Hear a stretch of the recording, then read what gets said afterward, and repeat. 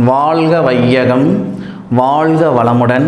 எல்லாருக்கும் வணக்கங்க. எல்லாரும் நலமாக இருக்கீங்களா நண்பர்களே? இந்த பதிவில் நம்ம பார்க்கக்கூடியது கும்ப ராசியில் பிறந்த நண்பர்களுடைய வாழ்க்கையிலையும் வாழ்வாதாரத்திலையும் வரக்கூடிய பங்குனி மாதத்தில், பங்குனி மாதம் 1ஆம் தேதியிலிருந்து பங்குனி மாதம் 31ஆம் தேதி வரை இந்த பிரபஞ்சமானது எந்த மாதிரியான மாற்றங்களை தரப்போகுது வாழ்க்கையிலையும் வாழ்வாதாரத்திலையும் அப்படின்றத பற்றி தான் முழுமையாக அந்த பதிவில் நம்ம பார்க்க போகிறோம், ஆதாரப்பூர்வமாக. அதுபோக பங்குனி மாதம் பிறக்கப்படக்கூடிய தருணம், பங்குனி மாதம் எந்த நட்சத்திரத்தில், எந்த ராசியில், எந்த திசையில் இந்த மாதம் பிறக்கப்படுது அப்படின்னா, பங்குனி மாதம் 1ஆம் தேதி வியாழக்கிழமை, குருவாரம் சொல்லக்கூடிய குரு பகவானுக்கு உகந்த வியாழக்கிழமையில் பரணி நட்சத்திரம். பரணி நட்சத்திரம்ன்றது அசுரகுரு அப்படின்னு சொல்லக்கூடிய சுக்கிர பகவானுடைய நட்சத்திரம். அப்போது சுக்கிர பகவானுடைய சாரம் பரணி நட்சத்திரம், பரணி சாரத்தில் 3வது பாதத்தில் 20 டிகிரி மேச ராசியிலே கும்ப லக்னத்தில் இந்த மாதம் பிறக்கப்படுது. அப்போ கும்பராசி நண்பர்களுடைய வாழ்க்கை எப்படி இருக்கும், வாழ்வாதாரம் எப்படி இருக்கும்? கும்ப ராசியாதிபதி சனி பகவான், மேச ராசியாதிபதி செவ்வாய். அப்போ மேச ராசியில் கும்ப லக்னத்தில் தான் மாதம் பிறக்குது. சனியும் செவ்வாவும் சேர்க்கை கும்பத்தில். அது சரியா அப்படின்னா அது சரி இல்லை தான். வாகனம் வாங்கிறதோ அல்லது வாகனத்தில் தூர பயணம் போகிறதோ அல்லது நம்ம வாகனம் அடுத்தவங்களுக்கு கடனை கொடுக்குறதோ ஓசு கொடுக்குறதோ இந்த மாதிரி செயல்களை மட்டும் செய்யாதீங்க. வண்டி வாகன சவகாசம், அது 30 வயசுக்குள்ளார இருக்கிற நண்பர்களுக்கு தயவு செய்து வண்டி வாகன சவகாசம் இந்த மாதம் வேண்டவே வேண்டாம். ஏன்னா உங்களுடைய ராசியாதிபதி சனி பகவான் ராகு சாரம் ஏறுறாரு, ராகு சாரத்தில் தான் இருக்கார். அந்த ராகு சூரிய பகவானோட அஸ்தமனம் அடைவார் இந்த மாதத்தில், அது பார்த்துக்கோங்க. உங்களுடைய ராசிக்கு 3வது பாவகத்துக்கு அதிபதி, 10வது பாவகத்துக்கு அதிபதி செவ்வாய், உங்களுடைய ராசியாதிபதியுடைய சனி பகவானுடைய விரோதி கிரகம், பாதகாதிபதினு சொல்லக்கூடிய செவ்வாய் உங்கள் ராசியில் இருக்கிறது சரியில்லை. 4வது பாவகத்துக்கு அதிபதி சுக்கிரன் உங்கள் ராசியில் இருக்கிறது சிறப்பு தான். ஆனாலும் வாகனம் சம்பந்தப்பட்ட விஷயத்தில் கொஞ்சம் சூதானமாக இருக்க வேண்டியது கண்டிப்பாக இந்த கும்பராசி நண்பர்களுடைய கடமை இந்த மாதத்தில். அதிகபட்சம் 19ஆம் தேதி வரை, அதிகபட்சம் 19ஆம் தேதி வரை, 19ஆம் தேதிக்கு மேற்கொண்டு கூட ஒரு சிரமங்கள் வராது. கும்பராசியில் பிறந்த நண்பர்கள், கும்பராசியில் பிறந்த நண்பர்கள் மீண்டும் சொல்கிறேன், பங்குனி மாதம் 1ஆம் தேதியிலிருந்து பங்குனி மாதம் 19ஆம் தேதி வரைக்கும் வாகனத்தில் ரொம்பவே பத்திரமாக இருக்க வேண்டிய ஒரு காலகட்டம். அதுபோக திருமணம் ஆனவங்க அல்லது திருமணம் செய்துக்கிறேன் அப்படின்ட்டு காதலர்கள் இருப்பாங்க இல்லைங்களா, அவங்களுக்கு இந்த பங்குனி மாதம் 18ஆம் தேதி வரை, பங்குனி மாதம் 18ஆம் தேதி வரை உங்களுடைய ராசியாதிபதி சனி பகவானும் செவ்வாவும் உங்கள் ராசிக்கு 7வது பாவகத்தை பார்க்கக்கூடிய தருணத்தில் 7வது பாவகத்துக்கு அதிபதி சூரியன் உங்களுடைய ராசிக்கு 2வது பாவகத்தில் வராரு. அப்போ கணவன் மனைவிக்குள்ளார சிறு சிறு சங்கடங்கள் ஏற்படுத்தும். சிறு சங்கடம் தான் பெரிய தொந்தரவுகள் ஏற்பட்டு விவாகரத்து வரைக்கும் போகிறதுக்கான வாய்ப்புகள் கொடுத்துரும். காதலர்களுக்கு இடையிலேயே கருத்து வேறுபாடுகள் கொடுத்துரும்.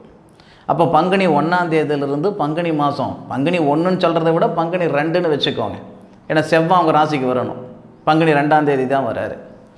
அப்போது பங்குனி 2ஆம் தேதியிலிருந்து பங்குனி மாதம் 18ஆம் தேதி வரைக்கும் கணவன் மனைவிக்கும் காதலர்களுக்கும் இடைஞ்சல் ஏற்படுத்துகிற மாதிரி ஒரு சூழ்நிலைகள் உருவாயிடும். இது 2 தவிர்த்து வேறு சங்கடங்கள் இல்லை. வண்டி வாகனத்தில் சங்கடங்கள் ஏற்படுத்தும், அதுபோக கணவன் மனைவிக்கோ அல்லது காதலர்களுக்கோ சங்கடங்கள் ஏற்படுத்தும். சரிங்களா? இந்த விஷயத்தில், இந்த 3 விஷயத்தில் கொஞ்சம் ஜாக்கிரதையாக இருந்துக்கிட்டால் போதுமானது. அதுபோக தனவரவுக்கு பஞ்சம் இல்லை. 100% இந்த மாதத்தில் தனவரவு வரும். வராத பணம் வந்து சேருன்னு வச்சுக்கோங்களேன். ஏன்னா சுபஸ்தானாதிபதியும் தொழில் ஸ்தானாதிபதி ஒரே பாவகத்தில் வராரு. சுபஸ்தானாதிபதி யார்? சுக்கிரன். கும்பராசி நண்பர்களுக்கு 4வது பாவகத்துக்கு அதிபதி யார்? சுக்கிரன். தொழில் ஸ்தானாதிபதி யார்? செவ்வாய். உங்கள் ராசியாதிபதி சனி. ஒரு கட்டத்தில் இந்த 3 கிரகங்களும் நமக்கு பாதகாதிபதியாக இருந்தாலும் ஒரு கட்டத்தில் சாதகாதிபதி தானுங்க. அப்போ தன வரவு கொடுத்துரும். மிச்சப்படுத்த முடியுமா சார்? 5 வந்தாலும் நிற்காது, 50 வந்தாலும் நிற்காது. விரயம் பண்ணுன்ற ஆசை உங்களுக்கு இருக்கோ இல்லையோ விரைய செலவுகள் இந்த நேரத்தில் செஞ்சு விடணும். நான் ஒரு சொத்து பத்து வாங்கலாம்னு இருக்கிறேனுங்க, ஒரு வீடு வாசலை வாங்கலாம்னு இருக்கிறேனுங்க, ஒரு காடுகரை வாங்கலாம்னு இருக்கிறேனுங்க, கடனை உடனே வாங்கியாவது செய்யுங்க. ஏன்னா இந்த நேரத்தில் 100 ரூபாய் மிச்சம் பண்ணிங்கன்னா 1000 ரூபாய் செலவு வந்துடும். 1000 ரூபாய் மிச்சம் பண்ணிங்கன்னா 10,000 ரூபாய் செலவு வந்துடும். அட இருக்கிற நிலைமையிலேருந்து மேலே போகலைனாலும் பரவாயில்லைங்க, இருக்கிற நிலைமையிலேருந்து கீழே போயிடக்கூடாதுன்னு சொல்லுவாங்க. அப்போது இந்த தருணத்தில் நீங்கள் என்ன செஞ்சுக்கிடலாம்னா, இந்த கும்பராசியில் பிறந்த நண்பர்கள் உங்களுக்குன்னு ஒரு வீடு வாசல் வாங்கணுமா, தாராளமாக தைரியமாக நீங்கள் இந்த நேரத்தில் நீங்கள் முயற்சி பண்ணலாம். அதுபோக சுய தொழில் செய்யணுன்ற எண்ணம் இருக்குதா, அந்த சுய தொழில் செய்கிறதுக்கு இது உகந்த நேரம் இல்லை. ஏன்னா 10 குடையவன் நம்ம ராசியாதிபதியோடு சேர்றாரு. செவ்வாய் உங்கள் ராசிக்கு 2வது பாவகத்துக்கு வந்ததுக்கப்புறம் வேணும்னா நீங்கள் செஞ்சுக்கோங்க. கிட்டத்தட்ட சித்திரை மாதம் ஒரு 16 தேதிக்கு மேற்கொண்டு செவ்வாய் உங்கள் ராசிக்கு 2க்கு போயிடுவார். அப்போ அருமையான நேரமாக இருக்கும். ஏன்னா 2 குடையவன் 3 குடையவன் கிரக பரிவர்த்தனை செய்திருப்பாங்க. செவ்வாவும் குருவும் கிரக பரிவர்த்தனை. இது சித்திரை மாதம் ஒரு 16 தேதிக்கு மேலே, அது அன்னைக்கு பார்த்துக்கலாம். என்றைக்கோ காய்க்கக்கூடிய பலாகா முக்கியம் கிடையாது, இன்றைக்கி காய்க்கக்கூடிய கலாகா தானே முக்கியம். இந்த நேர காலத்தில் சுய தொழில் வேண்டாம். ஏற்கனவே செய்துக்கிட்டு இருக்க தொழிலுக்கு பங்கம் கிடையாது. ஏற்கனவே செஞ்சுக்கிட்டு இருக்கிறீங்க ஒரு தொழில், அந்த தொழில் நல்லா இருக்குமா, பரவாயில்ல, ஓகே, ஓடும். அதுபோக கும்பராசி நண்பர்களுக்கு பொதுவாக இந்த கூட்டு தொழில் வேண்டாம். நண்பர்களோடு சேர்ந்து செய்யலாம்னு இருக்கிறேனுங்க, வேண்டாம், நட்டமாயிடும். கொடுக்கல் வாங்கல் கூட பெருசாக வேண்டாம். ஏன்னா இந்த மாதத்தில் கொடுத்தாலும் கொடுத்த இடத்துல வாங்க முடியாது, வாங்கின இடத்துல கட்ட முடியாது, அந்த மாதிரி ஒரு சூழ்நிலைகளுக்கு கொடுத்துரும். உங்களுக்கு அதிகபட்சம் பார்த்திங்கன்னா இந்த பொருளாதாரத்தில் ஏதாவது சங்கடங்கள் கொடுக்குமா அப்படின்னாலும் பங்குனி மாதம் 2லிருந்து பங்குனி மாதம் 18 வரை, இந்த பங்குனி 2லிருந்து பங்குனி 18 வரைக்கும் தான் கணவன் மனைவிக்குள்ளார சங்கடம். வாகனத்தில் ஒரு சில நண்பர்களுக்கு விபத்துகள், காதலர்களுக்கு இடையிலேயே பிரிவினை, பொருளாதாரத்தில் சேதாரம்.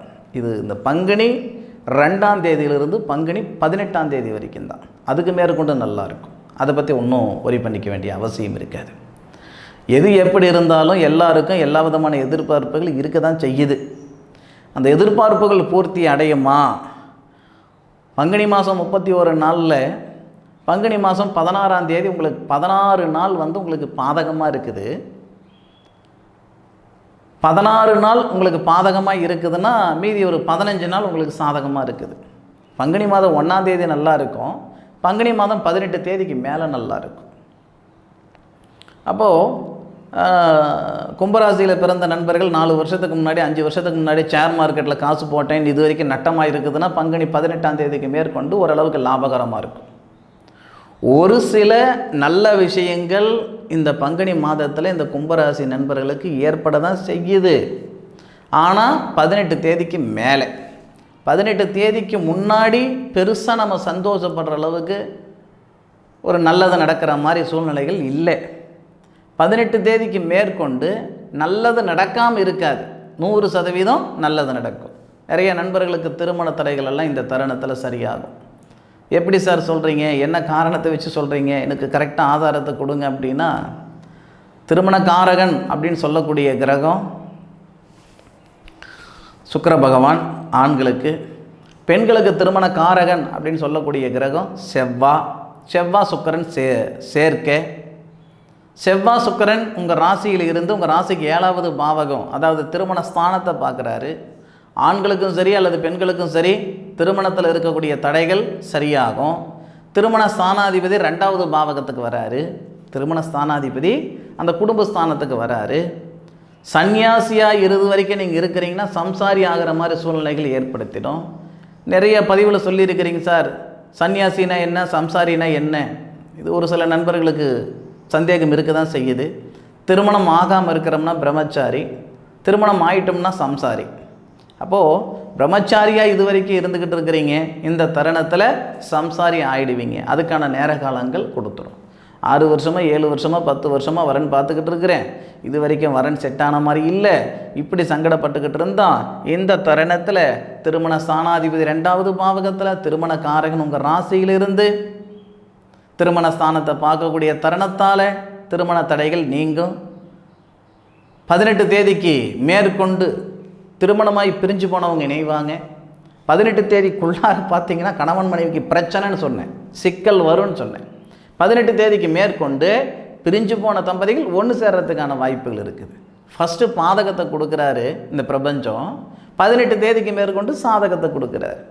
வாழ்க்கைன்றது மேடு பள்ளம் தானுங்க, ஒரே மாதிரியாக இருக்காது, பார்த்துக்கிடுங்க. அப்போது கும்பராசியில் பிறந்த நண்பர்கள் ஒரு நிம்மதி சந்தோஷம் அடைகிற மாதிரி ஒரு நல்லது இந்த பங்குனி மாதத்தில் இந்த பிரபஞ்சம் கொடுக்க தான் போகுது, பயன்படுத்திக்கிடுங்க. யாரையும் இந்த பிரபஞ்சம் கை பிடிச்செல்லாம் கூட்டிகிட்டு போகாதுங்க. இதுதான் நல்ல நேரம், இது கெட்ட நேரம் அப்படின்ட்டு யாராவது ஒருத்தர் மூலிமா வருத்தம்.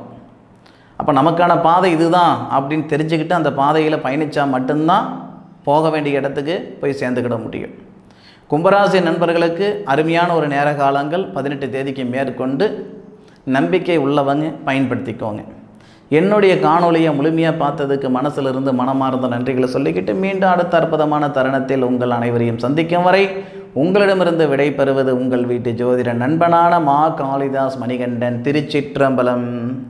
வாழ்க வையகம், வாழ்க வளமுடன்.